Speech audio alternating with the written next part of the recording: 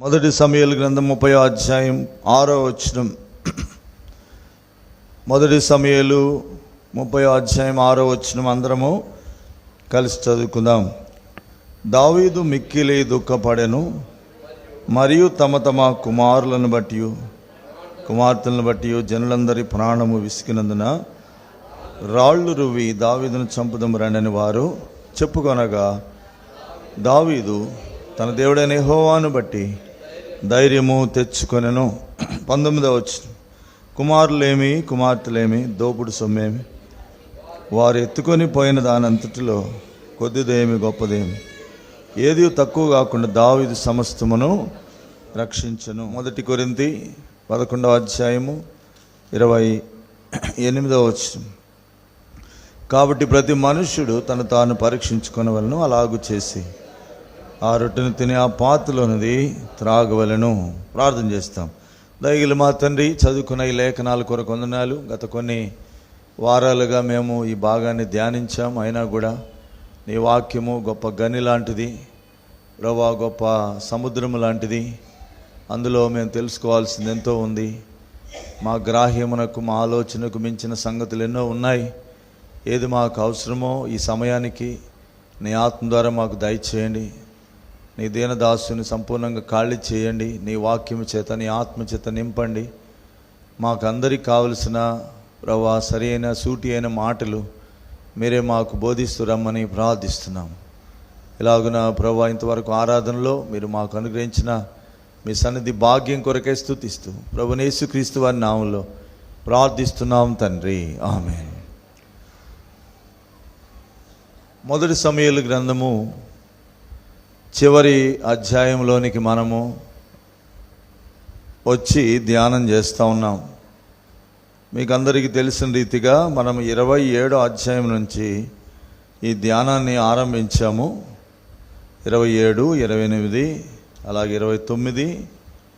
ఇప్పుడు 30వ అధ్యాయంలోనికి మనం వచ్చి 6వ వచనం దగ్గర ఆగాము. 6వ వచనాన్ని మనము ధ్యానిస్తూ ఉంటున్నాం. మొదటి సమూయేలు గ్రంథము 17వ అధ్యాయంలో దావీదు గొప్ప హీరో. ఎవరంట? దావీదు గొప్ప హీరో. ఎందుకో తెలుసా?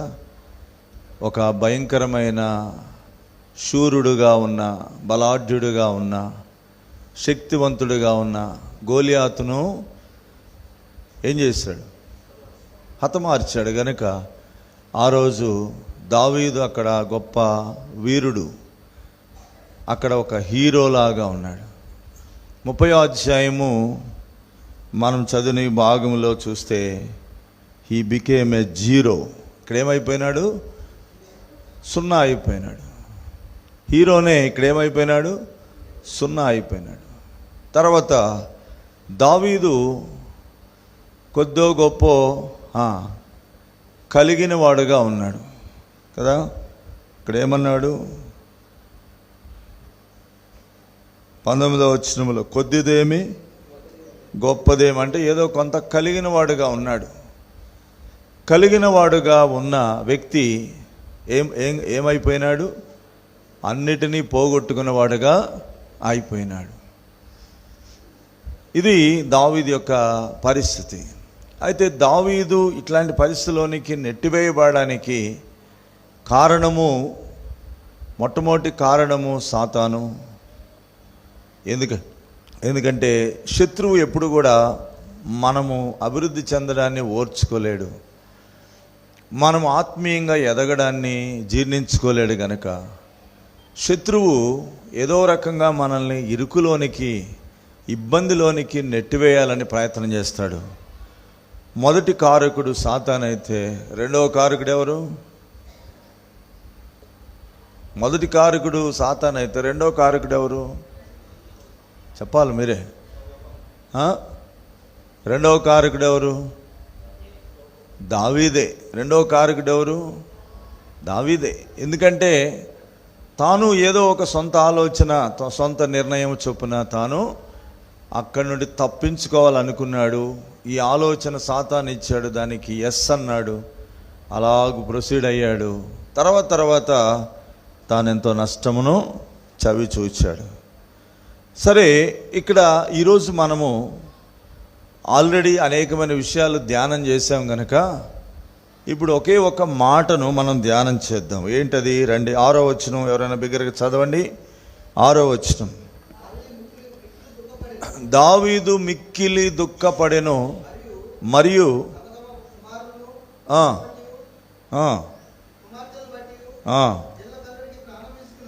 జనులకందరికి ప్రాణము విసికినందున రాళ్ళు రువ్వి దావీదును చంపుదము రండని వారు చెప్పుకొనగా, దావీదు తన దేవుడైన యెహోవాను బట్టి ధైర్యము తెచ్చుకొనెను. ఇక్కడ ఈ వచనమే ఒక టర్నింగ్ పాయింట్ దావీదు జీవితంలో.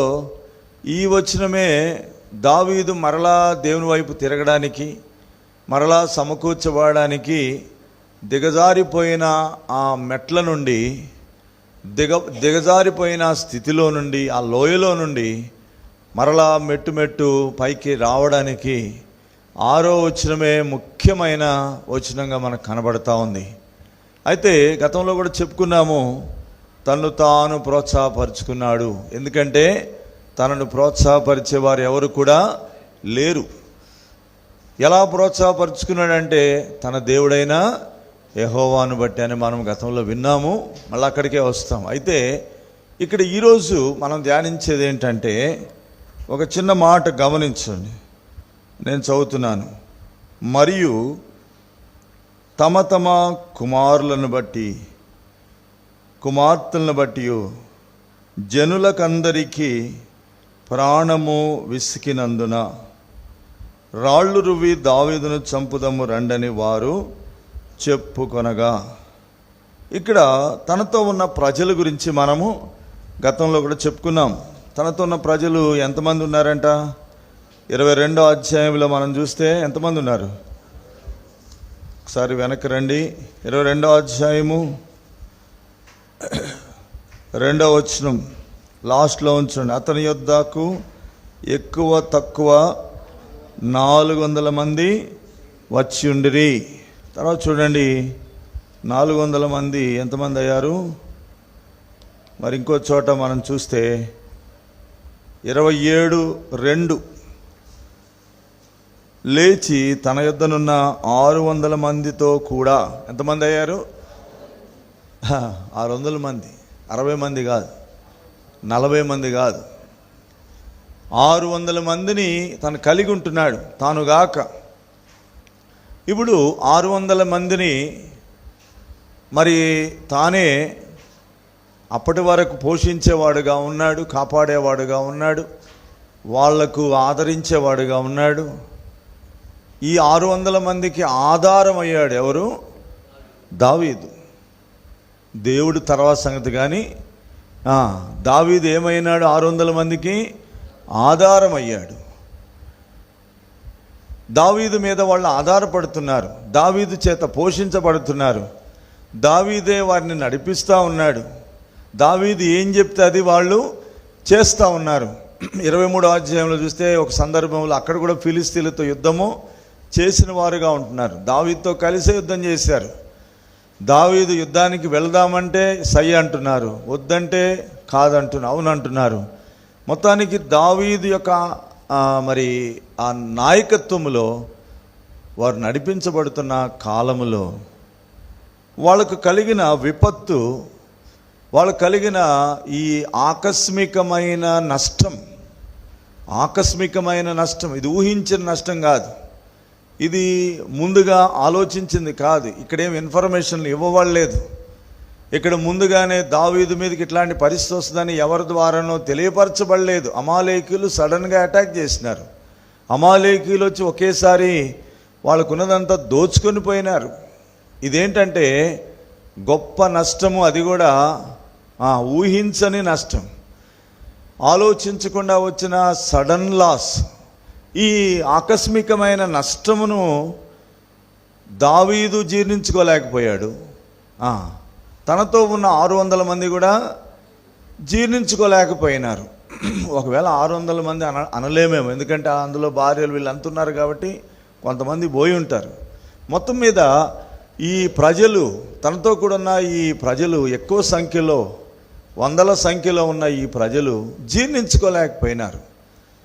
ఇది సడన్గా జరిగింది కనుక, సడన్గా జరిగితే ఏమవుతుందండి? ఏదైనా ఒక నష్టం సడన్గా జరిగితే ఏమవుతుంది? ఈ రోజుల్లో ఏమొస్తుంది? సడన్గా జరిగితే ఏమొస్తుంది? తలుపు పెట్టాము. సడన్గా జరిగితే ఏమవుతుంది చెప్పండి? ఈ రోజుల్లో ఏమవుతుంది? ఏమవుతుందా? ఇప్పుడు అంతా చచ్చిపోయేవాళ్ళు ఎట్లా చచ్చిపోతున్నారు? హార్ట్ అటాక్ వస్తుంది కదా.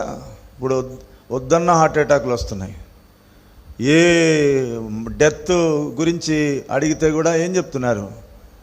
కార్డియాక్ అరెస్ట్ అంటారు, లేకపోతే హార్ట్ అటాక్ అంటారు. ఏదో మొత్తానికైతే ఇప్పుడు ఎక్కువ శాతం హార్ట్ అటాక్స్ వినబడతా ఉన్నాయి.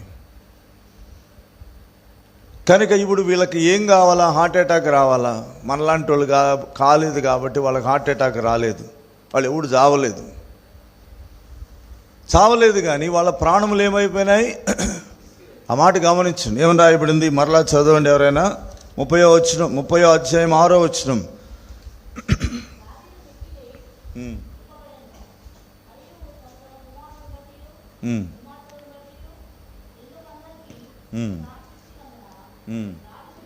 ఏం విసికిందంట? ప్రాణము విసికింది. ఇప్పుడు దావీదు ప్రాణం విసికిందా? వాళ్ళ ప్రాణం విసికిందా? పరిశుద్ధాత్మ దేవుడు ఎంతో తేటగా రాయించి పెట్టాడు. బహుశా దావీదు ప్రాణం కూడా విసికినా కూడా ఇక్కడ రాయలేదు. ఎవరి ప్రాణం ముందుగా విసికింది? అసలైతే ఎవరి ప్రాణం విసికాలా? ఎందుకు ప్రాణం విసికాలంటే, తాను పోగొట్టుకున్నదే కాక ఇప్పుడు వీళ్ళతో నేను తిట్లు తినాలని ఏమైపోవాలా? విసిగిపోవాలి. కానీ ఇక్కడ ఈ ప్రజల ప్రాణము విసిగిపోయిందని రాయబడింది. ఈరోజు ఈ చిన్న మాట మీద మన దృష్టి నిలుపుదాం. ప్రాణము విసుగుట. ఏం విసుగుట? ప్రాణము విసుగుట. ఈ ప్రాణము విసిగిపోయినప్పుడు అంట మనుషుడు ఏం కోరుకుంటాడు? చావును కోరుకుంటాడు. ప్రాణం విసిగిపోయినప్పుడు ఏం కోరుకుంటాడు మనుషుడు? మరణాన్ని కోరుకుంటాడు. అది తనదైనా కావచ్చు, ఇతరులదైనా కూడా కావచ్చు. ప్రాణం విసిగిపోయినప్పుడు సూసైడ్ అన్న అటెంప్ట్ చేసుకుంటారు, ఆత్మహత్య ప్రయత్నం అన్నా చేస్తారు, లేకపోతే వేరే వాళ్ళని చంపడానికైనా ముందుకు వెళతారు. అయితే వీళ్ళకు ప్రాణం విసిగిపోయినప్పుడు వీళ్ళు ఏం చేసినారు? వీళ్ళు సూసైడ్ చేసుకోలే కానీ ఏం చేసినారు? వీళ్ళు చాలా తెలివైన వాళ్ళు అన్నమాట. ప్రాణం విసిగిపోయినా కూడా వీళ్ళు చాలా తెలివైన వాళ్ళు. ఇంతకాలం పోషించబడి, ఇంతకాలం ఆదరించబడి, ఇంతకాలము అంటే ఇక్కడ ఫిలిస్తీన్ల దేశంలోనే సంవత్సరం మీద 6 నెలల, సంవత్సరం మీద 4 నెలలు అయితే అంతకుముందు ఎంతకాలం నుంచి వాళ్ళు ఉన్నారు? అదుల్లాము గుహలో ఉన్నారు, కేయిలా ప్రాంతంలో ఉన్నారు. కనుక మొత్తం మీద కొన్ని మాసాలుగా లేక కొన్ని సంవత్సరాలుగా దావీదు చేత పోషించబడినా కూడా కోపం ఎవరి మీదకి వచ్చింది?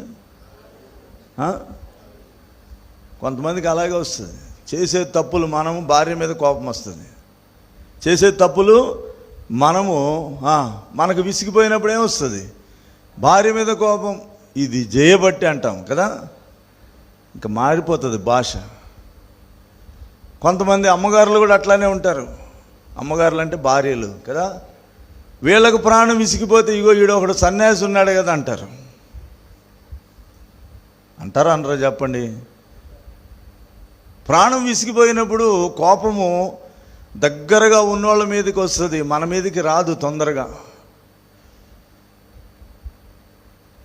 న్యూన్యతాభావం కలిగిన వాడు ఏం చేస్తాడంటే, న్యూన్యతాభావం కలిగిన వాడు ఏం చేస్తాడు? తనను తాను చంపుకుంటాడు.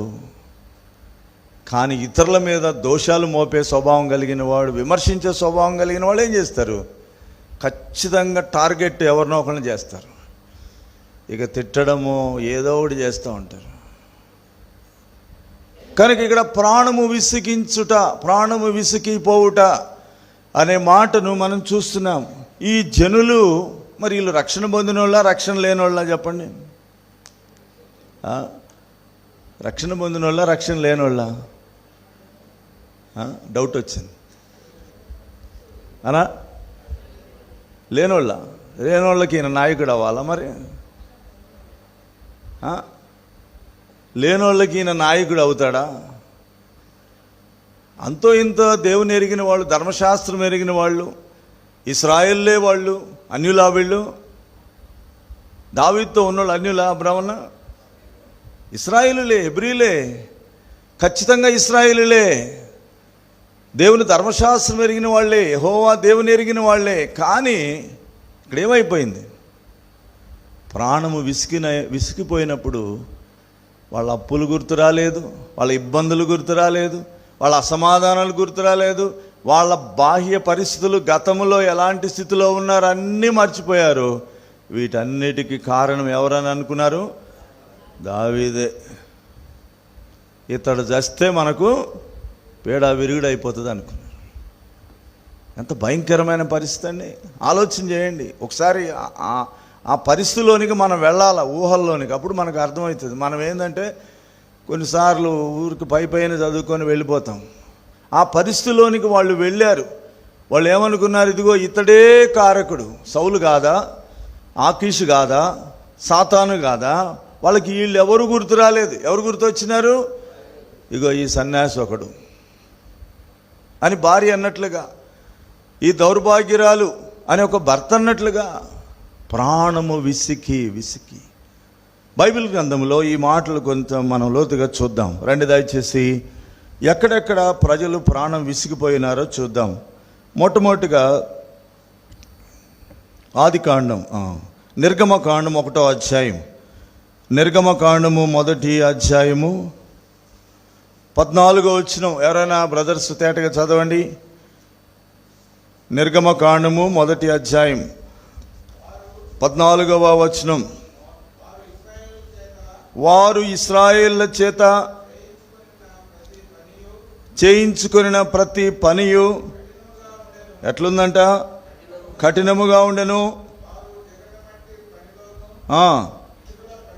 ఇటుకల పనిలోను, ప్రతి పనిలోను కఠిన సేవ చేయించి వారి ప్రాణములను ఏం చేసినారంట? ఎవరు విసిగించినారు? చెప్పాలి, ఎవరు విసిగించినారు? ఐగుప్తి కార్యనిర్వాహకులు, లేక వాళ్ళ సూపర్వైజర్స్, లేక వాళ్ళ బాసులు. వాళ్ళను ఎవరైతే పని చేయిస్తున్నారో ఆ సూపర్వైజర్స్, దానికంటే పైన ఎవరున్నారు? వీళ్ళందరికీ పైన ఫరో ఉన్నాడు. ఫరో ఆజ్ఞది కదా. ఇప్పుడు ఒక జీవో వచ్చిందనుకోండి, ఏం చేయాలా? జీవో వస్తే ఆదివారం కూడా ఏం చేయాలా? ఆఫీస్కి వెళ్ళాలనే జీవో వచ్చిందనుకోండి, ఇక సచ్చినట్టు ఇక్కడ ఎవడు ఉండడు. ఎక్కడ ఉంటారు అందరూ? అక్కడే ఉంటారు. ఇక్కడ ఇక అంతా మామూలు వాళ్ళు ఉంటారన్నమాట. ఎందుకు నేను చెప్తున్నానంటే, ఇప్పుడు జీవో వచ్చింది. ఇక్కడ ఏం జీవో వచ్చింది? వీళ్ళ చేత కఠినమైన దాస్యము చేయించుకోవాలనే జీవో వచ్చింది కనుక ఈ జీవోని ఎవరు మార్చలేరు. పైన అధికారి చెప్పాడు, ఆ క్రింద అధికారి అదే పాటించాలా, ఆ క్రింద అధికారి అదే పాటించాలా. చివరికి ఆ దాస్యంలో ఉన్న వాళ్ళ చేత పని చేయించాలి. ఇప్పుడు ఇటుకలు తయారు చేయడం, ఆ మంటిని సిద్ధపరచుకోవడం, పొలములో ఇంకా ప్రతి పనిలో కూడా వాళ్ళ చేత ఎటువంటి పని అంట? కఠిన సేవ. కాబట్టి ఇది ఫరో సాతాను గుర్తుగా ఉన్నాడు. ఫరో క్రింద ఉన్నవాళ్ళు ఈనాడు లోకములో ఉన్న మన అధికారులకు గుర్తుగా ఉన్నారు. మరి ఈరోజు మనం ఎట్లాంటి పరిస్థితుల్లో ఉన్నామంటే కఠిన సేవలో ఉన్నాం. కొన్నిసార్లు ఆఫీస్ వర్క్ ఎక్కువైపోయినప్పుడు మనకేమనిపిస్తుంది? నాకు వర్క్ ప్రెషర్ పెరిగింది బ్రదర్ అంటారు కదా. ఏం ప్రెషర్ పెరిగిందంట? బ్లడ్ ప్రెషర్ కాదు. బ్లడ్ ప్రెషర్ అంటే బీపీ. ఏం ప్రెషర్ పెరిగిందంట? వర్క్ ప్రెషర్ పెరిగింది బ్రదర్. ఇప్పుడు చాలా కష్టంగా ఉంది, మందిరానికి రావడం కూడా కష్టంగా ఉంది. ఇప్పుడు కొన్నిసార్లు యజమానులు తిట్టుకునే వాళ్ళు ఉన్నారు. మన సూపర్వైజర్లు తిట్టుకునే వాళ్ళంగా ఉంటాం. వీడు నాకే వేస్తాడా, నేను ఎట్టా పని చేస్తున్నానని ప్రాణాలు విసిగిపోతూ ఉంటాయి. నేను చాలా సందర్భాల్లో వింటూ వచ్చినాను. సాధారణంగా దేవుని పిల్లలు నమ్మకంగా ఉంటారు కనుక వీళ్ళకి ఎక్కువ పని వీళ్ళకే ఉంటుంది. కొంతమందికి ఎక్కువ ఏమంటారు దాన్ని, అత్యుత్సాహం అన్నమాట. ఏంటి ఉత్సాహం అంటే వాళ్ళు చెప్పకపోయినా తగిలి చేసే రకాలు ఉంటారు కొంతమంది. కాబట్టి ఇట్లాంటి వాళ్ళు వాళ్ళకు బకరాలు అవుతారు. ఎవరికి? ఇట్లాంటి వాళ్ళు వాళ్ళకి కావాలి కనుక వాళ్ళు ఏం చేస్తారు, తప్పించుకునేవాడిని వాళ్ళు ఏమనరు. వాడు లీవులు పెట్టేవాడు, లేకపోతే పని చేయనోడు, ఎగరగొట్టినోడు, రకరకాల కారణాలు చెప్పేవాడిని వాడిని ఏమనరు. కానీ బాగా పనిచేస్తాడు చూడు, సార్ ఇది కూడా మీరే చేయాలి సార్ అని ఉబ్బిచ్చే వరకు మనోడు పైకి వెళ్ళిపోతాడు. అవునా కాదా చెప్పండి? డిపార్ట్మెంట్ ఎట్లుంటుందో మీకు అందరికీ తెలుసు. కనుక ఇలాగూ విసిగిపోయి ఇల్లు కూడా మర్చిపోతారు కొంతమంది. ఒక సందర్భంలో చెప్తా వచ్చినాడు ఒక ఆయన, ఒక ఆఫీసర్ అంట, ఆయన కుటుంబం హైదరాబాదులో ఉంటుందంట. ఆయన కుటుంబం ఏమో హైదరాబాద్, ఆయన జాబ్ చేసేది ఎక్కడ? విజయవాడలో. ఇక ఆయన బ్యాచిలర్ లాగానే ఉన్నాడు. ఆయన మామూలు సమయం కంటే కూడా ఎక్కువ సమయం ఆఫీసులోనే ఉంటాడంట ఆయన. ఇక ఆయన ఉంటే పర్వాలేదు, ఆయన కింద ఉన్న సబార్డినేట్స్ కూడా ఏం చేయమంటాడు, మీరు కూడా ఏ రోజు పని ఆ రోజు చేయాలని వీళ్ళని ప్రెజర్ చేస్తూ ఉంటాడు. వీళ్ళు అనుకున్నారంటే ఈడు ఎట్టొచ్చాడు రా బాబు, మనకి ఇటు పోతే బాగుంటుంది. ప్రాణాలు విసిగిపోయినాయి. కనుక ఇట్లాంటి స్టోరీస్ ఎన్నో మనం చూస్తాం. వాళ్ళ పైన ఉన్న వాళ్ళు ఏం చేస్తారు, వాళ్ళని ఒత్తిడి చేస్తారు, వాళ్ళు ఆ ఒత్తిడిని మన మీద పెడతారు. చివరికి విసిగిపోయేది ఎవరు? కార్మికులు. ఆ రోజు హెబ్రీలు కార్మికులు గనక వాళ్ళు విసిగిపోయినారు. ఈరోజు ప్రియమైన సహోదరుడా, సహోదరి, నీ పనిలోను విసిగిపోయే వ్యక్తిగా ఉన్నావా? నువ్వు కూడా విసిగిపోతున్నావా? విసిగేటట్లుగా సాతాను చేస్తున్నాడా? దానికి ఒక పరిష్కారం ఉంది. చివరిలో మనం చూద్దాం ఏంటో పరిష్కారం. రెండవ సందర్భం చూద్దాం రండి. ఇప్పుడు ఎవరి వలన విసిగిపోయినారు ఇశ్రాయేలీయులు? తమ యజమానులను బట్టి, తన మీద ఉన్న కార్యనిర్వాహకులను బట్టి, వారి మీద ఉన్న యజమానులను బట్టి వారు ప్రాణాలు విసిగిపోయినాయి. వారి పని ఎక్కువైపోయింది. అందుకే కదా ఈ దినాలు చాలామంది, బ్రదర్ పొద్దున్న ప్రార్థన చేసుకున్నారంటే ఎక్కడ నా తీరిక లేదు, బైబిల్ చదివారంటే ఎక్కడ బ్రదర్ తీరిక లేదు. మిగతా వాటికి అంతా తీరిక ఉంటుంది, నెంబర్ 1లు నెంబర్ 2లు పోవడానికి కూడా తీరిక ఉంటుంది, కానీ బైబిల్ చదవడానికి ప్రార్థన చేయడానికి తీరిక లేదు. కాబట్టి ఇట్లాంటి పరిస్థితులు ఎంతోమంది ఉన్నారు. కొన్ని పర్యాయాలు విసిగిపోతూ ఉన్నారు. ఇప్పుడు ఎట్లుందంటే చాలామందికి ఇటు దేవుని సేవకుల చేత వీళ్ళ హెచ్చరికలు వినలేక, అటు వాళ్ళ పని చేయలేక మధ్యస్థంగా ఎలా ఉన్నారు చాలామంది. ఇటు సేవకుడు దేవుని మందిరానికి వస్తేనేమో నువ్వు సరిగా రావట్లేదు, ఆత్మీయంగా ఉండట్లేదని ఇటు తిట్లు, అటు పోతే అటు తిట్లు. ఈ మధ్యలో ఏం చేస్తారు, గుడికే పోకుండా ఉంటే మంచిది, చర్చికే పోకపోతే మంచిది. అట్లాంటి పరిస్థితుల్లో లేనోళ్ళు లేరా? ఉన్నారా లేదా? కాబట్టి జ్ఞాపకం పెట్టి ప్రాణములు విసిగిపోయే సందర్భాలు. రెండవది చూద్దాం రండి. బైబిల్ గ్రంథములో ఇంకొక సందర్భం చూద్దాం. న్యాయాధిపతులు 16వ అధ్యాయం. న్యాయాధిపతులు 16వ అధ్యాయం 16వ వచనం.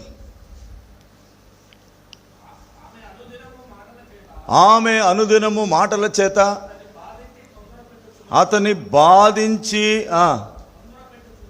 తొందర పెట్టుచున్నందున అతడు ప్రాణము విసిగి చావుగోరెను. ఎవరండి అయినా? బలాఢ్యుడైన సంసోన్. ఎంతో గొప్ప భీకరమైన కార్యాలు జరిగించినవాడు, ఫిలిస్తీన్లకు హడలెత్తించినవాడు, ఫిలిస్తీన్ల గుండెల్లో నిద్రపోయినవాడు. ఎవరు? సంసోన్. ఈయన గుండెల్లో నిద్రపోతే ఈయన గుండెల మీద నిద్రపోయింది ఒక ఆమె. ఎవరు? ఒక ఆమె. ఈయనేమో ఫిలిస్తీన్ల గుండెల్లో నిద్రపోతే ఈయన గుండెల మీద నిద్రపోయింది ఒక ఆవిడ. ఎవరామె? దెలీలా అంట. దెలీలా అనే బదులు దయ్యం అంటే పోద్ది. దెలీలా అనే బదులు దయ్యం అంటే పోద్ది. 3వ స్త్రీ. తన జీవితంలో తన మోసపుచ్చిన స్త్రీలలో 3వ స్త్రీ ఎవరు? దెలీలా. మొట్టమొదటి స్త్రీ ఎవరు? ఫిలిస్తీన్ల కుమార్తె. తర్వాత ఇంకొక వేశ్య అని రాయబడింది, అదే 16 స్టార్టింగ్లో. ఇక్కడ 16 మధ్య భాగములో దెలీలా గురించి రాస్తాడు. ఈ దెలీలా ఏం చేసిందంటే ఇస్కారియోతు యోధాలాగా ఫిలిస్తీన్లతో ఏమైపోయింది, కలుసుకొని పోయి వాళ్ళతో మ్యాచ్ ఫిక్సింగ్ చేసుకుందనమాట.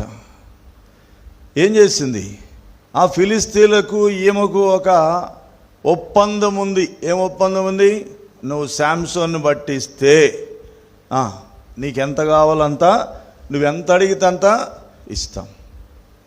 ఇది రహస్యంగా జరుగుతూ ఉంది. ఇది సంసోను కూడా తెలియదు. ఇతడు స్త్రీలోలుడు గనక ఏం చేసినాడు, భయంకరమైన సాతాను గీసిన ఆ స్కెచ్లోకి వెళ్ళిపోయాడు. సాతాను వలన ఆ వలలోనికి వెళ్ళిపోయాడు. సాతాను ఏర్పాటు చేసిన ఉచ్చులోనికి వెళ్ళిపోయాడు. ఇప్పుడు ఎవరైతే శత్రువు చేత నడిపించబడతా ఉన్నారో ఆ దెలీలాకు దాసుడైపోయినాడు. సరే, మొత్తానికి ఆమె అడుగుతుంది, అయ్యా నీ బలం ఎక్కడుంది, నీ బలం ఎక్కడుంది అని అడిగితే 3 సార్లు అబద్ధం చెప్పాడా లేదా? చెప్పడానికి ఇష్టం లేక. ఎందుకు, దేవుడు చెప్పమన్నాడా? చెప్పొద్దు అన్నాడు. సంసోను విషయంలో తల్లిదండ్రులకు చెప్పాడు, ఇతని గురించి మీరు ఎవరికి చెప్పొద్దు, ఇతని బలం ఎక్కడుందో. సంసోను కూడా దేవుడు చెప్పాడు, నీకు బలం యొక్క రహస్యం ఎక్కడుందో ఎవరికి అది రహస్యంగా ఉండాల్సింది. కానీ 3 సార్లు చెప్పాడు. వాళ్ళు వచ్చి ఏం చేస్తున్నారు, ఏమను ప్రెజర్ చేస్తూ ఉన్నారు, ఒత్తిడి చేస్తూ ఉన్నారు. ఏమమ్మా నీకు చేత కాలేదా, నీ వల్ల కాలేదా, నీ బదులు ఇంకొకరిని పెట్టుకుంటే పోయేదని ఏమన్నారో. మొత్తానికి అనుదినము 16వ వచనం, అనుదినము మాటల చేత అతనిని ఏం చేసిందంట, మాటల చేత బాధించి ఏం చేసిందంట, దేనికి తొందర పెట్టింది, ఏం చెప్పాలా, గుట్టు చెప్పాలి, రహస్యం చెప్పాలి. మనోడికి ఒక వీక్నెస్ ఉంది. ఏం వీక్నెస్ అంటే, అక్కడ ఫిలిస్తీన్ల కుమార్తె అక్కడ తొందర పెడితే ఆమెకు చెప్తాడు రహస్యం, ఒక రహస్యం చెప్పాడా లేదా? అక్కడ ఒక రహస్యం చెప్పి లేనిపోని సమస్య తెచ్చుకున్నాడు. ఇక్కడ ఈ స్త్రీ బలవంత పెట్టి మాటల చేత బాధించినప్పుడు దేవుడు చెప్పొద్దన్నది కూడా చెప్పడానికి ఏం చేశాడు, ముందుకు వెళ్ళాడు. ఈ సందర్భంలో రాయబడింది ఏంటంటే, అతడు ప్రాణము విసికి ఏమైపోయినాడు. రెండవ సందర్భం ఏంటంటే, మొదటిది నీ యజమానుల ద్వారా నువ్వు ప్రాణం విసుకుతున్నావా, రెండవది నీ స్నేహితుల ద్వారా నీ ప్రాణము విసుగుతా ఉన్నదా. నీ స్నేహితులు లేక అక్రమమైన స్నేహితులు, అనవసరమైన స్నేహితులు, నీ జీవితానికి ప్రాణహానికి కారణమైన స్నేహితులు వలన నువ్వు విసిగిపోతున్నావా? అంటే ఏదో సాతాన్ ట్రాప్లో ఉండి, సాతాన్ యొక్క ఉచ్చులో ఉండి, సాతాన్ యొక్క వలలో ఉండి నీకు తెలియకుండా నువ్వు విసిగిపోతున్నావేమో. ఈరోజు స్నేహాల వలన ఎంతోమంది నష్టపోతూ ఉన్నారు. చెడు స్నేహాల వలన, చెడు రకాలైన ఆలోచన కర్తల వలన నష్టపోతాను, వాళ్ళ వలన విసిగిపోతూ ఉన్నారు. స్నేహితుల వలన అనేది గుర్తుపెట్టుకోండి. అక్రమ సంబంధాల వలన అని కూడా చెప్పుకోవచ్చు. ఈరోజు అక్రమ సంబంధాలు ఏం చేస్తాయి, నిన్ను సక్రమంగా నడవకుండా పాడు చేస్తాయి. అక్రమ సంబంధాలు, దాని పేరులోనే ఉంది, అక్రమము అంటేనే అది సక్రమము కాదని. ఈరోజు మనోడు అక్రమ సంబంధాల వలన ఏమైపోతున్నాడు, ఇక్కడ విసిగిపోతున్నాడు. ఈరోజు నీ జీవితం కూడా స్నేహితుల వలన లేక ఎవరి వలననో నువ్వు ప్రాణం విసిగిపోయే వ్యక్తిగా ఉన్నావా? ఇది రెండవది. మూడవది చూడండి, ఇంకొకటి మనం చదువుదాం. సామెతల గ్రంథం 21:19 చదవండి. ప్రాణము విసిగించు జగడగొండి దానితో కాపురము చేయుట కంటే అరణ్య భూమిలో నివసించుట. ఇప్పుడు చెప్పండి, ప్రాణం విసిగించేది ఎవరు? మొట్టమొదటిగా మనం చెప్పుకున్నాము, యజమానులు, బాసులు, కార్యనిర్వాహకులు, మన మీద ఉన్న అధికారులు, మన ప్రాణాన్ని వాళ్ళు విసిగించవచ్చు. రెండవది స్నేహితులు, లేక అక్రమ సంబంధాలు కలిగిన వారు, లేక దేవుని చిత్తములో లేకుండా ఎవరితో మనం స్నేహాలు చేస్తున్నామో, సంబంధాలు కలిగి ఉంటున్నామో, సహవాసం కలిగి ఉంటున్నామో, ఊరికే ఫోన్లలో మాట్లాడుతున్నామో వాళ్ళు కావచ్చు. వాళ్ళ వల్ల నువ్వు విసిగిపోయి ఉండవచ్చు. మూడవది ఇక్కడ ఏమన్నాడు, జగడగొండి అయిన భార్య. జగడగొండి అంటే అర్థం ఏంటి? జగడగొండి అంటే ఏంది? దురదగొండా? జగడగొండి అంటే దురదగొండా? అర్థం ఏంటి? జగడం అంటే కొట్లాడేది, ఇంకో రకంగా చెప్పాలంటే గయ్యాలి. కాబట్టి ఈ సామెతల గ్రంథంలో మనము గయ్యాళి అయిన భార్య, మూర్ఖురాలైన భార్య, ఇట్లాంటి మాటలు మనం చూస్తాం. అట్లానే ఇక్కడ జగడగొండి. జగడగొండి అంటే ఇంకా కయ్యానికి కాలు తోవడం, కౌంటర్కి కౌంటర్ వేయడం, నువ్వంటే అనడం. కాబట్టి ఇట్లాంటి భార్య కూడా ఏం చేస్తుందంట, ఒక భర్తను ఏం చేస్తుంది చెప్పాలా? ప్రాణము విసిగింపజేస్తుంది. కాబట్టి జగడగొండి భార్య మాత్రమే కాదు, జగడగొండి భర్త కూడా భార్యను ఏం చేస్తాడు? ప్రాణమును విసిగింపజేస్తాడు. ఆ ఇంట్లో ఉండడు. చూడండి, భర్త ఎందుకు ఉండడు? ఇంట్లో ఉండడు. కొంతమంది ఆఫీసు టైం అయిపోయినా కూడా ఇంటికి రారు, బయట తిరిగి వస్తారు. ఎప్పుడు అర్ధరాత్రి వస్తారు. ఎందుకని? ఇంట్లో ఉంది గయ్యాలి గంప. కాబట్టి జగడగొండి భార్య వలన భర్తలకు నెమ్మది లేదు, జగడగొండి భర్తల వలన భార్యలకు కూడా నెమ్మది లేదు. భార్యలు కూడా ఏం చేస్తారు? మెల్లగా వాళ్ళ తల్లిగారింటికో ఏదో ఒక ఎటో వైపు వెళ్ళిపోతూ ఉంటారు. ఇంట్లో ఉంటే ఒకటే నస పెడతా ఉంటాడు భర్త, ఇంట్లో ఉంటే ఊరికి ఏదో ఒకటి సమస్య. ఇట్లాంటి కుటుంబాలు ఎన్నో ఉన్నాయి. అందుచేత మనుషులు ఏమవుతున్నారు? ప్రాణము విసిగిపోతాం. యజమానుల వల్ల ప్రాణం విసిగిపోతున్నారు. రెండవది స్నేహితుల వల్ల ప్రాణం విసిగిపోతున్నారు. మూడవది ఒక భార్య వలన, ఒక భర్త వలన ఏమవుతున్నారు? ప్రాణాలు విసిగిపోతున్నాయి. నిజమా కాదంటారా? మీరు మనసులో ఎస్ అంటారు, బయటికి చెప్పరు, నాకు తెలుసు. ఈనాడు ఎన్ని కుటుంబాల్లో విసిగిపోయే వాళ్ళు ఉన్నారు. వీడు చస్తే బాగుండు అనుకునే భార్యలు ఉంటారు, ఈమె చస్తే బాగుండని అనుకునే భర్తలు కూడా ఉంటారు. కానీ సమాజానికి ఏం చేస్తారు? సమాజంలో అది బయటపడకుండా కవర్ చేస్తూ ఉంటారు. సమాజంలో అది బయటికి రాకుండా ఉండాలి కనుక లోపల తిట్టుకునేవాళ్ళు, లోపల తన్నుకునేవాళ్ళు ఎంతోమంది ఉన్నారు. ప్రాణం విసిగిపోతూ ఉంది, నెమ్మది లేదు. ఇప్పుడు ఎన్ని చూసినామండి? నేనంట 4. భార్య భర్త చెప్పినాను కాబట్టి 4 అయినాయి. ఇప్పుడు 5వది చూడండి. 5వది ఏంటో, ఇది కూడా చాలా విచిత్రంగా ఉంటుంది. ఆదికాండము 27వ అధ్యాయం, ఆదికాండము 27వ అధ్యాయము 40వ వచనం చదవండి. ఆదికాండము 27 40వ వచనం. మా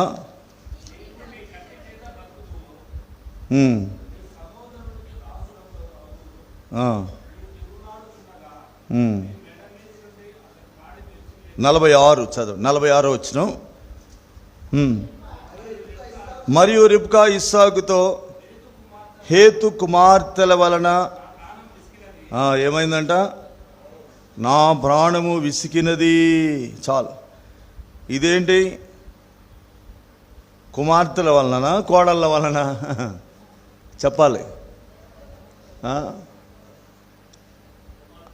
కుమార్తెల వలన, కోడళ్ళ వలన విసికింది. బైబిల్ని అక్షరార్థంగా చదవద్దు బ్రదర్. ఎట్లా చదవాలా? రిబ్కా ఎవరి గురించి అంటుంది? తన పెద్ద కుమారునికి పెళ్లి చేశారు, లేక ఆయనే చేసుకున్నాడులేండి పెళ్ళి. ఎవరైనా? ఆ రోజుల్లో కూడా లవ్ మ్యారేజ్ జరిగినాయి. మరి ఏం చేద్దాం? ఆ రోజుల్లో కూడా చూసుకునే పెళ్ళిళ్ళు జరిగినాయి. కాబట్టి ఈ ఏషావు అనే అడవి మనిషి ఏం చేసినాడు? తన ఇష్టానుసారంగా పెళ్ళిళ్ళు చేసుకొని ఒకళ్ళు కాదని వాళ్ళమ్మ నచ్చకపోతే ఇంకొక ఆమెను చేసుకున్నాడు. ఇంతే అన్నమాట అతని పని. చేసుకుంటే ఇక్కడ ఏమైంది? కోడళ్ళ వల్ల ఆమెకు ప్రాణము విసిగిపోయింది. ఇప్పుడు కోడళ్ళ వల్ల విసిగిపోయే వాళ్ళు ఉన్నారు. వీళ్ళు కొంచెం ఏమంటారు, వయసులో పెద్దోళ్ళు అన్నమాట. భార్య వల్ల విసిగిన వాళ్ళు ఉన్నారు, భర్తల వల్ల విసిగిన వాళ్ళు ఉన్నారు, స్నేహితుల వల్ల విసిగిన వాళ్ళు ఉన్నారు, యజమానుల వల్ల విసిగిన వాళ్ళు ఉన్నారు. ఇప్పుడు ఎవరి వలన? కోడళ్ళ వలన. ఇప్పుడు కోడళ్ళకి అత్తలకు పడదు. ప్రతి చోట అదొక పెద్ద సమస్య. పడిందంటే చాలా గొప్ప విషయం. నయోమి, రూతు లాంటి కోడళ్ళు, అత్తలు బహు అరుదు కదా. కాబట్టి మరి అదేందో ఉంటుంది. అందుకే కొంతమంది అంటారు అత్తలేని కోడలు, అది ఎవరికి? కోడలకి. మరి కోడలు లేని అత్త అయితే అది మంచిదేనే. కాబట్టి అట్లా సాధ్యమవుతుంది అందరికీ సాధ్యమవుతుందా అంటే కొందరికి సాధ్యమవుతుంది. ఎందుకంటే కూతుర్లు ఉంటే అల్లుళ్ళే ఉంటారు కదా. ఇక కూతుర్లే ఉన్నారనుకోండి, ఇక కోడళ్ళు అనేది ఉండదు. కొడుకులుంటేనే కోడళ్ళు. ఒకవేళ అత్త ముందే పుట్టుకుమంది అనుకోండి, అప్పుడు వీళ్ళకి సాధ్యం. ఎవరికి? కోడలకు అత్త లేకుండా ఉండడం. నేను అనుకుంటాను దేవుడు ఎందుకు పెడతాడంటే అత్తలని వీళ్ళని కంట్రోల్ చేయడానికి పెడతాడు. ఎవరిని? కోడలని ఏం చేయాలా? వీళ్ళకి అన్ని అనుభవాలు తెలియదు. పడుసు పెడుసు అంటారు కదా, అంతా స్పీడ్, చాలా ఫాస్ట్గా ఉంటారు కదా. కొంతమంది భలే విచిత్రమైన కోడళ్ళు ఉంటారు. ఎట్లుంటారంటే పెళ్ళి అయిందో లేదో వేరే కాపురం పెట్టాలా అంతే. అట్లాంటి వాళ్ళు చాలామంది ఉంటారు. పెళ్ళి అయిందో లేదో ఒక 6 నెలల్లోనే లోపల గుసగుసలు స్టార్ట్ అవుతాడు. మీ అమ్మట్లా అట్లా అని మెల్లగా భర్తని ఏం చేస్తారు? పొద్దున్న లేచి బాగా మాలిష్ చేసి, బ్రెయిన్ వాష్ చేసి వేరే కాపురం పెట్టియాల. అట్లా ఫాస్ట్ అయిపోయినారు ఈరోజు. ఎవరు? కోడళ్ళు. ఈ అత్తలేమో పాతకాలపు మనుషులు కదా, అట్లా అంటారు, అట్లా కుదరదు అంటారు. ఇప్పుడు అందుకే అనేక సమస్యలు. ఈరోజు మనం చూస్తే ఉమ్మడి కుటుంబాలు కనబడడం లేదు. ఉమ్మడి కుటుంబాలు కనబడుతున్నాయండి. అత్తలు, కోడళ్ళు, తర్వాత అల్లుళ్ళు, వీళ్ళందరూ కలిసి ఒక చోట కలిసి ఉండడం ఏడని చూస్తున్నాం మనం. మా చిన్నతనంలో చూసినాం, ఇప్పుడైతే ఎక్కడా కనబడడం లేదు. ఎందుకంటే పడడం లేదు. కూతురికి తల్లికే వాడడం లేదు, కొడుకుకు తల్లికే వాడడం లేదు, తండ్రికి కొడుకే వాడడం లేదు. ఎవరి ఈగోస్ వాళ్ళకే ఉన్నాయి, ఎవరి స్వేచ్ఛలు వాళ్ళకే ఉన్నాయి, ఎవరి ఆలోచనలు వాళ్ళకు ఉన్నాయి. ఇప్పుడు ఈ కోడళ్ళు ఏం చేసినారంట? ఈ అత్తను విసిగించినారు. అందుకే యాకోబుకు మంచి ప్లాన్ చెప్తోంది. ఒరే బాబు, ఇక్కడ చేసుకుంటే కష్టం, నువ్వు పలానా చోటికి పోయి అక్కడ చేసుకుంటే, అక్కడ కూడా 2 భార్యలేనారు ఆయనకి. కాబట్టి యాకోబు అక్కడికి పోయినాడు. అక్కడ పోయి చేసుకుంటే ఇప్పుడు ఏమో కొంచెం నెమ్మదైంది. కాబట్టి నేనేమంటానంటే తల్లి చెప్పిన పెళ్ళిళ్ళు చేసుకోండి, తల్లిదండ్రులు చెప్పిన పెళ్ళిళ్ళు చేసుకోండి, నెమ్మది ఉంటుంది కదా. మీరు ఇష్టానుసారంగా చేసుకున్నారంటే ఇంకా ఫైటింగ్ స్టార్ట్ అవుతుంది. ప్రత్యేకంగా తల్లి ఎందుకంటే తల్లి ఇప్పుడు ఆ కోడలు కలిసి ఉండాలి కనుక, అక్కడ సరిగా ఉండాలి కనుక అది ఎంతో క్షేమకరంగా ఉంటుంది. మొత్తం మీద ఇక్కడ కోడళ్ళ వలన కూడా ప్రాణం ఏమైపోయింది? ఆమెకు విసిగిపోయింది. ఇక ఇప్పుడు మనం చదివిన భాగం దగ్గరికి వస్తే, దావీదును బట్టి ఈ జనుల ప్రాణము విసిగిందంట. చదవండి దయచేసి 30వ అధ్యాయము 6వ వచనం.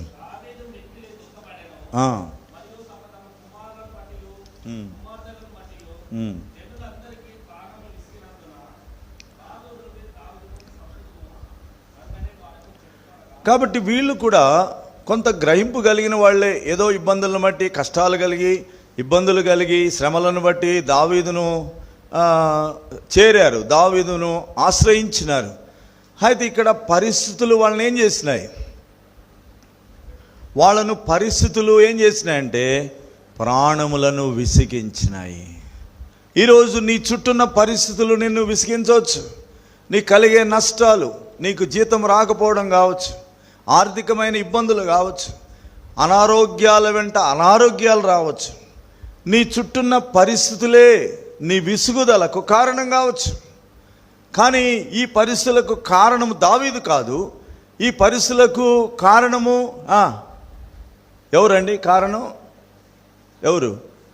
మొట్టమొదటి చెప్పాను కదా, సాతాను, అపవాది వాళ్ళని బలవంతంగా ఇక్కడికి నడిపించినాడు. సాతాను యొక్క ట్రాప్లో ఎవరు పడ్డారు? దావీదు పడ్డాడు. అంతకుముందు దావీదు వలన వాళ్ళు మేలు పొందిన వాళ్ళు కాదా? పొందారు. దావీదు వలన వాళ్ళు పోషించబడిన వాళ్ళు కాదా? పోషించబడిన వాళ్ళు.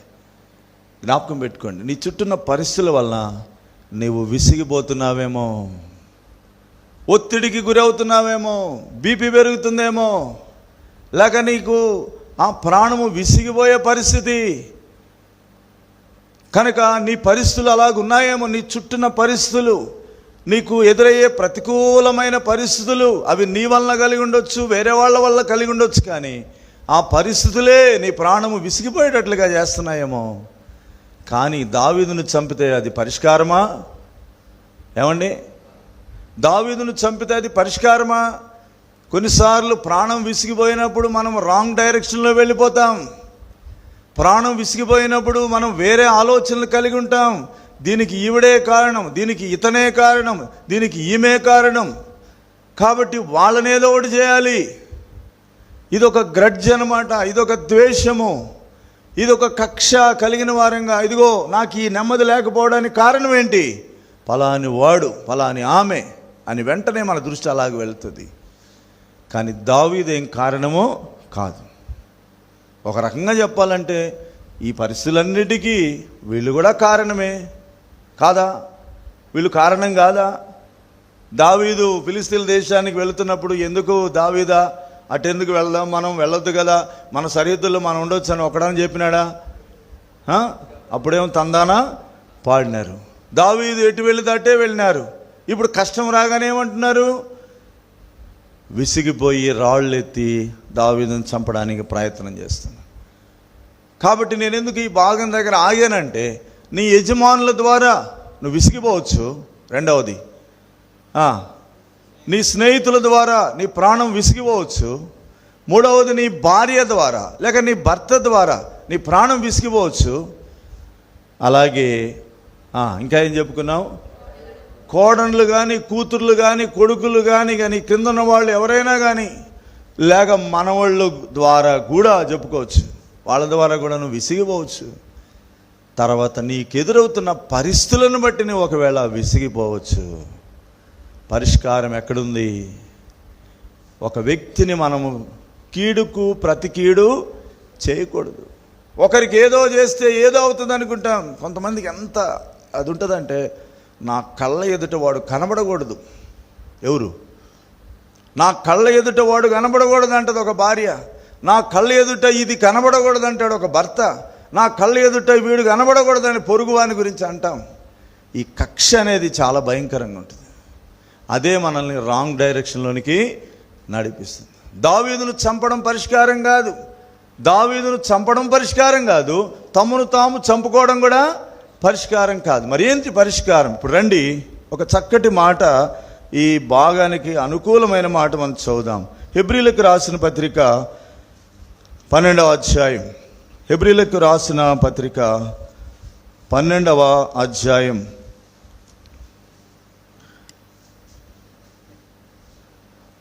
12వ అధ్యాయం మొదటి 3 వచనాలు అందరం చదువుదాం. హెబ్రీ పత్రిక 12 మొదటి 3 వచనాలు. ఇంత గొప్ప సాక్షి సమూహము మేఘం వలె మనలను ఆవరించినందున మనము కూడా ప్రతి భారమును సులువుగా చిక్కులు పెట్టి పాపమును విడిచిపెట్టి విశ్వాసమునకు కర్తయు దానిని కొనసాగించువాడైన యేసు వైపు చూచుచు మన ఎదుట ఉంచబడిన పందెములో ఓపికతో పరిగెత్తుదము. ఆయన తన ఎదుట ఉంచబడిన ఆనందము కొరకై అవమానమును నిర్లక్ష్య పెట్టి సిలువను సహించి దేవుని సింహాసనం యొక్క కుడిపార్శ్వమున ఆసీనుడై ఉన్నాడు. 3వ వచనం, మీరు అలసట పడకయు మీ ప్రాణములు విసుకకయు ఉండునట్లు పాపాత్ములు తనకు వ్యతిరేకముగా చేసిన తిరస్కారమంతయు ఓర్చుకొనినా ఆయనను తలంచుకొనుడి. ఎంత చక్కటి మాటలు పరిశుద్ధాత్మ దేవుడు ఈ మాటలకు పరిష్కారంగా రాసిపెట్టాడు. ఈరోజు నీ జీవితంలో ఎవరి వలన నువ్వు విసిగిపోయినా, లేక నీ వలన నీవు విసిగిపోయినా, లేక నీకెదురయ్యే ఏ పరిస్థితుల వల్ల అయినా నువ్వు విసిగిపోయినా, పరిష్కారం మాత్రం ఒకటే. ఎవరిని చూడాలా? ఎవరిని చూడాలా? విశ్వాసమునకు కర్తయు దానిని కొనసాగించువాడైన యేసు వైపు చూడాలా. తర్వాత ఆయనను తలంచుకోవాలి. ఈ 2 మాటలు గుర్తుపెట్టుకోండి. మొదటిది ఆయననే చూడాలి, రెండవది ఎవరిని తలంచుకోవద్దు, ఆయననే తలంచుకోవాలి. ఎందుకంటే ఇక్కడ రాయబడింది 3వ వచనం, మీరు అలసట పడకయు, అలసిపోయేవాళ్ళుగా ఉంటారంట. తర్వాత మీ ప్రాణములు ఏమైపోతున్నాయి, విసిగిపోతూ ఉన్నాయి. మీరు అలసిపోతున్నారు, మీ ప్రాణాలేమో విసిగిపోతూ ఉన్నాయి. దీని నుండి మీకు ఊరట కలగాలంటే, దీని నుండి మీకు విముక్తి కలగాలంటే, దీని నుండి మీరు దూరం కావాలంటే ఎవరిని తలంచుకోవాలి? ఎటువంటి ప్రభువుని తలంచుకోవాలి? పాపాత్ములు తనకు వ్యతిరేకముగా చేసిన తిరస్కారమంతయు, అది విశ్వాసమును కర్తయు దాన్ని కొనసాగించువాడైన యేసు అని అన్నట్లుగానే ఇక్కడ పెద్ద లైన్ రాసినాడు. ఏంది? పాపాత్ములు తనకు వ్యతిరేకముగా చేసిన తిరస్కారం. ఎవరంట వ్యతిరేకంగా తిరస్కారం చేసింది? మంచోళ్ళు కాదు, నీతిమంతులు కాదు. కొన్నిసార్లు మనం ఇలాగంటాం కదా, ఏమంటాడు, నన్ను అనడానికి వాడు మంచోడై ఉండాలి అంటాం కదా, నన్ను అనడానికి ఆమె మంచిదై ఉండాలి అని అంటామా? అనమా? తప్పకుండా అంటాం. మనం ఇట్లా న్యాయంగా మాట్లాడతాం, ఇట్లా హక్కుల గురించి మాట్లాడతాం. నన్ను వాళ్ళు ఏదైనా అనాలంటే వాళ్ళు సరైనవాడు ఉండాలి, లేకపోతే నా మీదకి రావడానికి వీల్లేదంటాం. కానీ యేసు ప్రభు అని అన్నది ఎవరు? యేసు ప్రభు వారికి బాధ కలిగించింది ఎవరంటే మంచోళ్ళు ఏం కాదు. ఇక్కడ రాయబడింది, పాపాత్ములు ఎట్లాంటి వాళ్ళంట? పాపాత్ములు తనకు ఏం చేసినారు? వ్యతిరేకముగా చేసిన తిరస్కారం. మంచోళ్ళేం కాదు, పనికిరానోళ్ళే, చెడ్డవారే, దుర్మార్గులే, దుష్టులే. ఆయన్ని తిరస్కరించినారు, ఆయన సిలువకు అప్పగించినారు. ఆయనను తలంచుకో. ఈరోజు నువ్వు నేను కూడా మనము ఆయనను చూడాలా? ఆయనను తలంచుకుంటేనే కానీ మన ప్రాణముల నుండి మనము ఆ విసుగుదల నుండి బయటికి రాలేము. లేకపోతే దానికి శరణ్యం ఏంటి? నువ్వన్నా చావాలా, ఇంకొకరన్నా చంపబడాలి. ప్రాణాలు విసిగిపోయినప్పుడు మరణమే శరణ్యం అనుకుంటాం. కానీ ఇక్కడ ఒక గొప్ప విడుదల ప్రభు చూపిస్తున్నాడు. ఏంటంటే ఆయననే చూడాలి, రెండవది ఆయననే తలంచుకోవాలి. ఇప్పుడు దావీదు చేసింది అదేనంటారా? దావీదు అదే చేశాడు. దావీదు యొక్క టర్నింగ్ పాయింట్ ఇక్కడ స్టార్ట్ అయింది. ఇంత భయంకరమైన విపత్తు, ఇంత భయంకరమైన వ్యతిరేకత, ఇంత భయంకరమైన చీకటి దినం తన జీవితంలో వచ్చినా కూడా ఎవరిని చూచాడంటే తనను తాను చూసుకోలేకపోయాడు. ఎటువైపు చూచినా ఆయనకు సహాయం లేదు, ఎటువైపు చూచినా ఆయనకు ఆదరణ లేదు, ఎటువైపు చూచినా ఆయన బలపరిచేవాళ్ళు లేరు, ధైర్యపరిచేవారు లేరు, లేక ఆయనను ఆదుకునేవారు లేరు. తన దేవుడైన యెహోవాను బట్టి ధైర్యము తెచ్చుకున్నాను. ఎవరిని చూస్తున్నాడు ఇప్పుడు ఈ పరిస్థితులలో? తనను ఏర్పరచుకున్న దేవుడు, తనను కోరుకున్న దేవుడు, తనను అభిషేకించిన దేవుడు, తనను రాజుగా నియమించిన దేవుని వైపు చూస్తున్నాడు. అది దావీదు చేశాడు. నీవు నేను కూడా చేయాల్సింది అదే. మనల్ని ఏర్పరచుకున్నది దేవుడు, మనల్ని కూడా ఆత్మ సంబంధమైన రాజులుగా చేసింది దేవుడు, మనల్ని ఒక ఉన్నతమైన స్థాయిలో నిలబెట్టాలని కోరుకున్నది దేవుడు. ఆ ప్రభు వైపు మనం చూడాలి. క్రొత్త నిబంధన ప్రకారము క్రీస్తు వైపు, యేసు వైపు మనం చూడాలా. ఆయన పొందిన శ్రమలను మనం తలంచుకుంటే మన శ్రమలన్నీ ఏమనిపిస్తాయి? ఆయన శ్రమలను తలంచుకుంటే ఏమవుతుందండి? మన శ్రమలు అసలు ఎందుకు పనికి రావనిపిస్తాయి. మనం ఏం చేస్తామంటే మన శ్రమలనే తలంచుకొని వాటిని భూతద్దంలో పెట్టుకొని మైక్రోస్కోప్లో పెట్టి ఇక బాగా చూసి ఎక్కి ఎక్కి ఏడ్చి ఏడ్చి ఏడ్చి కన్నీళ్ళన్నీ ఇలాగంటారు, బ్రదర్ ఏడ్చి ఏడ్చి ఏమైపోయినాయి? కన్నీళ్ళన్నీ అయిపోతాయా? కన్నీళ్ళు ఏం అయిపోవు. కానీ అలాగూ మన బాధ ఉంటుంది, అలాగుంటుంది. కనుక మనల్ని మనం చూసుకొని మన పరిస్థితులను చూసి ఏంది వీళ్ళకి ఇంత మేలు చేస్తే వీడేం చేసినాడు, వీళ్ళేం చేస్తున్నారు? ఏకపట్టుగా రాళ్ళు తీసుకొని నా మీద చంపడానికి వచ్చారు. ఇప్పుడు ఇది పెద్ద బాధ ఆయనకు. ఆకీషు బాధ కాదు, సౌలు బాధ కాదు. ఇదన్నిటికంటే తనతో ఉన్న వాళ్ళే వ్యతిరేకులైనారు, కృతజ్ఞతాహీనులైపోయినారు.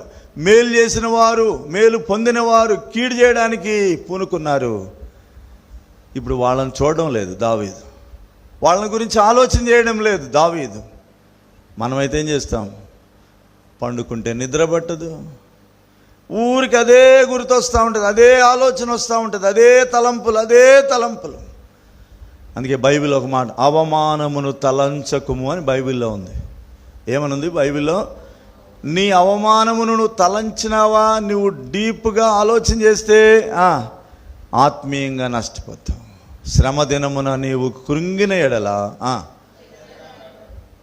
అది మనకు తెలుసు కానీ అదే చేస్తాం కదా, మనకు బాగా తెలుసు. చేతగాని వాళ్ళం అయిపోతాం, ఎందుకంటే కృంగిపోతూ ఉంటాం, ఆలోచన చేస్తూ ఉంటాం. కొన్నిసార్లు ఆలోచన బీపీ డౌన్ అవుతుంది, అంతా ఎక్కువగా ఉన్న బీపీ డౌన్ అయిపోతూ ఉంటుంది, షుగర్ డౌన్ అయిపోతూ ఉంటుంది. ఏం అర్థం కాని పరిస్థితి. ఆలోచన చేసి నిద్ర పట్టదు. నిద్ర పట్టకపోతే ఏం సమస్య తెలుసండి? అసలే పగలు కంటే రాత్రి నిద్రపోవాలి మనం. రాత్రి నిద్రనే మనకు ఆరోగ్యం. మనలో అనేకులు ఏం చేస్తాం తెలుసా? అసలు రాత్రి నిద్ర తగ్గించేస్తాం. పోనీ పగలన్న పండుకుంటామంటే పగలు కూడా రెస్ట్ తీసుకోం. మనకి నిద్ర అనేది ఎంత అవసరం అంటే, ఈ మొబైల్కి రీఛార్జ్ అయినట్లుగా మనకు నిద్ర ద్వారా ఏమవుతుంది, మన బాడీ అంతా కూడా రీఛార్జ్ అవుతుంది. నిద్ర లేదు అంటే నీకు అనారోగ్యం స్టార్ట్ అయినట్టే. నిద్ర పట్టడం లేదంటే నీకు అనారోగ్యం స్టార్ట్ అయినట్లే. నిద్ర పట్టకపోతే పిచ్చి మాటలు వస్తూ ఉంటాయి కదా. నిద్ర పట్టకపోతే ఇంకా వేరే ఆలోచనలు వస్తూ ఉంటాయి. నిద్ర పట్టని బలహీనతలు చాలామంది కలిగి ఉంటున్నారు. కొంతమందికి ట్యాబ్లెట్లు వేసుకొని కూడా నిద్రపోని వాళ్ళు ఉన్నారు. మరేంటి పరిస్థితి? ఎందుకంటే నువ్వు ఎక్కువగా ఆలోచన చేస్తున్నావు, ఎక్కువగా తలస్తూ ఉన్నావు, ఎక్కువగా ఆలోచిస్తూ ఉన్నావు. కానీ దావీదు అలా చేయలేదు. తన చుట్టూ ఎంతో ఉపద్రవం వచ్చింది, తన చుట్టూ ఉన్న పరిస్థితులన్నీ మారిపోయినాయి. ఒక చీకటి దినంగా తన జీవితంలో ఉంది. కానీ తన దేవుడైన యెహోవా వైపు చూచి ఆయన్ని బట్టి ధైర్యం తెచ్చుకున్నాడు. మనకు ధైర్యం ఇచ్చేది ఎవరు? ప్రభు. బలాన్ని ఇచ్చేది ఎవరు? ప్రభు. అన్ని పరిస్థితులలో కూడా ఈజ్ ఏబుల్. అన్ని పరిస్థితులలో కూడా ఆయన సామర్థ్యం కలిగిన వాడు, శక్తి కలిగిన వాడు. నీ పరిస్థితి ఏమైనా కావచ్చు, నీ బాధ ఎంత లోతైనదైనా కావచ్చు, నీ గాయం ఎంత లోతైనదైనా కావచ్చు, కానీ దానికి చికిత్స ఆయన దగ్గర ఉంది. ఆయన చేయగలడు. మన విశ్వాసంతో ఆయన వైపు చూడాలి. ఆయన మనల్ని ధైర్యపరిచేవాడు, బలపరిచేవాడు. ధైర్యము తెచ్చుకొనెను. చూడండి ఆ మాట చదువుదాం. 30వ అధ్యాయం 6వ వచనం. 30వ అధ్యాయం 6వ వచనం.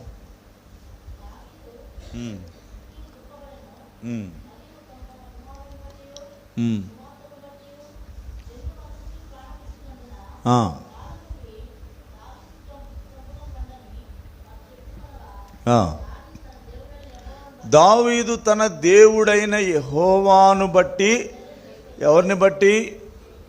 తనను బట్టి కాదు, తన దేవుడైన యెహోవాను బట్టి. కాబట్టి తన దేవుడైన యెహోవా ఉన్నాడు. అందరు వ్యతిరేకమైన దేవుడు వ్యతిరేకం అవుతాడా? కాడు. ఆయన వ్యతిరేకం కాడు. కానీ ఇక్కడ దేవుడు మరి ఆ ఆపదలో ఆదుకునేవాడుగా, సహాయం చేసేవాడుగా, నష్టపోయిన స్థితిలో నుండి పైకెత్తేవాడుగా, కృంగిన స్థితిలో నుండి పైకెత్తేవాడుగా దేవుడున్నాడు. కనుక ఇప్పుడు తనకు ఆధారం ఎవరు? తనకు ఆశ్రయం ఎవరు? దేవుడే. చూడండి, కొన్ని మాటలు, అద్భుతమైన మాటలు చదువుతున్నప్పుడు కనబడ్డాయి. గమనించండి. ఇప్పుడు దావీదు ఎలా ఉన్నాడంటే, కొన్ని మాటలు నేను చెప్తాను, రాసుకోండి. మొదటిది, అలసిన వాడుగా ఉన్నాడు. ఎలా ఉన్నాడంట? అలసిపోయిన వాడుగా ఉన్నాడు. రెండవది, అపాయములో ఉన్నాడు. మొదటిది ఎలా ఉన్నాడు? అలసిపోయినాడు, సొమ్మసిల్లిపోయిన వాడుగా ఉన్నాడు. రెండవది, అపాయములో ఉన్నాడు. మూడవది, ఆశ విడిచిపెట్టిన వాడుగా ఉన్నాడు. లేక దీన్నే ఇంకొక మాటగా చెప్పబడింది, ఆశారహితుడు. అంటే ఆశ లేనివాడుగా అయిపోయినాడు, హోప్లెస్ కండిషన్లో ఉన్నాడు. అతడు అలసిపోయిన వాడుగా ఉన్నాడు. రెండవది, అపాయములో ఉన్నాడు. మూడవది, ఆశారహితుడుగా ఉన్నాడు. నాలుగవది, ఆదరణ లేనివాడుగా ఉన్నాడు. ఐదవది, ఆధారము కోల్పోయిన వాడుగా ఉన్నాడు. ఇంకా చెప్పుకోవచ్చండి, మనం అర్థం చేసుకునడానికి ఈ మాటల దగ్గరికి వద్దాం. మొదటిది అలసిపోయిన వాడుగా ఉన్నాడు, రెండవది అపాయములో ఉన్నాడు, మూడవది ఆశారహితుడుగా ఉన్నాడు, నాలుగవది ఆదరణ లేనివాడుగా ఉన్నాడు, ఆధారమే కోల్పోయిన వాడుగా ఉన్నాడు. ఇట్లాంటి పరిస్థితులలో ప్రభు అంచెలంచెలుగా ఎలాగూ తనను ధైర్యపరిచాడు. యోబు గ్రంథం 29:24 త్వరగా ఈ వచనాలు చదవండి, మనం ముగించుకుందాం. యోబు గ్రంథం 29:24 చాలు. ఎట్లున్నారంట? వారు ఆశారహితులై ఉండగా.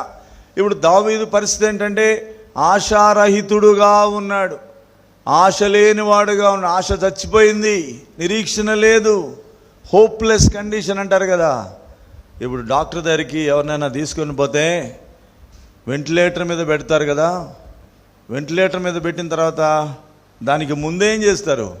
సంతకాలు తీసుకుంటారు కదా. ఈ వ్యక్తికి ఏమి సంభవించినా మాకు సంబంధం లేదని ఏం చేస్తారు డాక్టర్స్ ముందే? ఎందుకంటే గొడవలు అయితే, కేసులు అయితే అని వాళ్ళు ఏం చేస్తారు? భర్తతోనో భార్యతోనో ముఖ్యమైన వాళ్ళతో సంతకాలు పెట్టించుకుంటారు. ఆ తర్వాత వెంటిలేటర్ మీద పెడితేనే that is the last stage.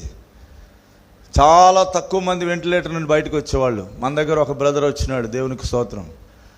కానీ చాలా తక్కువ మంది వెంటిలేటర్ మీద పెట్టబడిన తర్వాత వాళ్ళు ట్రై చేస్తారు, అన్ని రకాల ప్రయత్నాలు చేసిన తర్వాత డాక్టర్ అంటాడు హోప్లెస్ కండిషన్లో ఉన్నాడు, ఉన్నది అంటారు. అంటే దాని అర్థం ఏంది? వాళ్ళకు హోప్ లేదు, వాళ్ళు బ్రతుకుతారనేది ఏమాత్రం కూడా లేదు. ఇంకా ఏమంటారు కొంతమంది డాక్టర్లు అంటే, మేము చేయాల్సినంత మేము చేసినాము, ఇక మీ దేవుడే. వాళ్ళు ఆ మాట అంటారా లేదా? వాళ్ళు ఏ దేవుణ్ణి పూజించే వాళ్ళైనా అదే మాట అంటారు, మనకే అనరు కదండి. వాళ్ళు ఏ దేవుణ్ణి మహమ్మదీయులతో అదే మాట అంటారు, హైందవులతో అదే అంటారు, క్రైస్తవులతో కూడా మీ దేవుడే, ఇంకా మీ దేవుడే మీకు దిక్కు అంటారు. ఆశారహితమైన జీవితం, ఇది దావీదు యొక్క పరిస్థితి. ఇటువంటి పరిస్థితిలో ఉన్నాడు, ఆదరణ లేనివాడుగా ఉన్నాడు, ఆధారం కోల్పోయిన వాడుగా ఉన్నాడు. అయితే ఇక్కడ అద్భుతమైన మాటలు ఉన్నాయండి, అవి దయచేసి మీరు అండర్లైన్ చేయండి, వాటిని మీరు బైహార్ట్ కూడా చేయండి. యోబు గ్రంథము 24వ అధ్యాయం. త్వరగా ఈ భాగాలు చదువుకొని మనము ముగించుకుందాం. యోబు గ్రంథము 24వ అధ్యాయం, 24వ అధ్యాయము దయచేసి చదవండి. 22వ వచనము, 23 అందరం చదువుదామండి. 22, 23 వచనాలు అందరం చదువుదాం. ఆయన తన బలము చేతను బలవంతులను కాపాడుచున్నాడు. కొందరు ప్రాణమును గూర్చి ఆశ విడిచినను వారు మరలా బాగుపడుదురు. ఆయన వారికి అభయమును దయచేయును గనుక వారు ఆధారమునందురు. ఆయన వారి మార్గముల మీద తన దృష్టిని ఉంచును. ఇంత శ్రేష్టమైన మాటలు ఇక్కడ చూడండి. ఏమన్నాడు ఇక్కడ 22 మధ్యలో? కొందరు ప్రాణమును గూర్చి ఆశ విడిచినను అంటాడు. ఆశ విడిచినారు. దావీదు ఇక్కడ ఆశ విడిచినాడు, ఆశ లేని పరిస్థితిలో ఉన్నాడు. అదే ఆశారహితులుగా ఉండడం. ఆశ విడిచినను వారు మరలా. ఈ సంవత్సరం వాగ్దానములో మరలా అనేది ఇంపార్టెంట్ అన్నమాట, గుర్తుపెట్టుకోండి. ఈ సంవత్సరం వాగ్దానములో మరలా అనేది కామన్. మీరు పైన చూడండి, ఆయన ఇదిగో సమస్తము నూతనమైనవిగా అంటే గతములో నూతనంగా చేసిందంత పాడైంది గనక మరలా ఆయన ఇప్పుడు దావీదు సంపాదించుకున్నాడంటే మరలా. చివరిలో రాయబడిన మాట కూడా, మిడతలు తినివేసిన పంటను మరలా అనే మాట కామన్, గుర్తుపెట్టుకోండి. కాబట్టి గతంలో జరిగింది, అది నష్టమైంది, ఇప్పుడు మరలా బాగు చేసే దేవుడు కనుక ఈ మాట గమనించండి. కొందరు ప్రాణమును గురించి ఆశ విడిచినను వారు మరలా బాగుపడుదురు. 23 ఆయన వారికి అభయమును దయచేయును గనక వారు ఆధారమును. ఎవరంట అభయం దయచేసేది? మనుషులు కాదు, రాజులు కాదు, అధికారులు కాదు, ఫిలిస్తీన్లు కాదు, లేక ఏ శక్తి, ఏ వ్యక్తి, ఏ ధనము, ఏ ఐశ్వర్యం, ఏ హోదా కాదు. కానీ ఎవరంట అభయం దయచేసేది? అంటారు కదా అభయహస్తం అంటారు. అభయహస్తం మనుషులు కాదు, ప్రభువే అభయాన్ని ఇచ్చేవాడుగా ఉంటున్నాడు. ఆయన వారికి అభయమును దయచేయను గనక వారు ఏం పొందుతారంట? ఆధారము లేని వారు ఏం పొందుతున్నారు?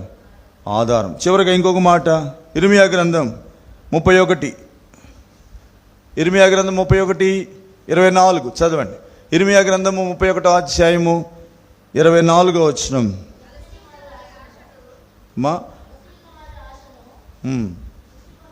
ఇది కూడా మంచి మాట, అందరం చదువుదాం. ఇర్మియా గ్రంథం కలిసి చదువుదాం. 31వ అధ్యాయము 24వ వచనం. 31:24. అలసియున్న వారి ఆశను తృప్తిపరచుదును, కృషించిన వారందరినీ నింపుదును. ఎవరు చెప్తున్నారు ఈ మాటలు? దేవుడు. ఎప్పుడు చెప్పండి? ఆయన వైపు చూచినప్పుడు, ఆయనను తలంచుకున్నప్పుడు. కాబట్టి ఆయన నీ పరిస్థితి అంతటిని తిరిగి బాగు చేసేవాడు, తిరిగి పునరుద్ధరించేవాడు, ఒక నూతన సృష్టిగా నిన్ను మార్చేవాడు, ఒక నూతన అధ్యాయాన్ని ఆరంభించేవాడు. నేను అనుకుంటాను దావీదు యొక్క చరిత్ర ఇక్కడికి ముగిసిపోవాలి. 6వ అధ్యాయంలోనే దావీదు యొక్క చరిత్ర ముగిసిపోవాలి. కానీ దేవుడు ఆ రాళ్లను దావీదు మీద పడనిచ్చినాడా? గుర్తుపెట్టుకోండి. ఎవరైతే రాళ్ళు ఎత్తారో ఆ రాళ్ళు రువి చంపుదము అనే ఆ ఆలోచనలోకి వచ్చిన వాళ్ళ రాళ్లను దావీదు మీద పడకుండా చేసినాడు. కనుక దేవునికి సమస్తం సాధ్యం. 0 అయిపోయిన వ్యక్తి మరలా ఏమైనాడు? హీరోగా మారాడు. ఎలా మారాడంటే ఇక్కడ ప్రభు వైపు చూచినాడు. జ్ఞాపకం పెట్టుకో, నీ జీవితంలో ఎవరి వైపు చూచినా నీకు విముక్తి లేదు, విడుదల లేదు.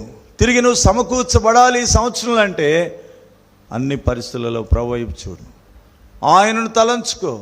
నీవు విసిగిపోయినా, నీ ప్రాణం విసిగిపోయినా, నీ కోపం ఎవరి మీద ఉందో, నీ ద్వేషం ఎవరి మీద ఉందో, నీ బాధ ఎవరి మీద ఉందో, లేక నీ మీద నీకే బాధ ఉందేమో, ఇదంతా పోవాలంటే ఇదిగో ఆయనను తలంచుకో. నీ కొరకు శిలువలో వేలాడినవాడు, నీ కొరకు పాపాత్ములు వ్యతిరేకంగా తిరస్కారం చేసిన యేసయ్యను తలంచుకుంటే ఆయన చేస్తాడు. ఏం చేస్తాడు? ఇప్పుడు యోబు గ్రంథంలో మనం చదివిన మాటల ప్రకారము కొందరు ప్రాణమును గూర్చి ఆశ విడిచినను వారు మరలా బాగుపడుదురు.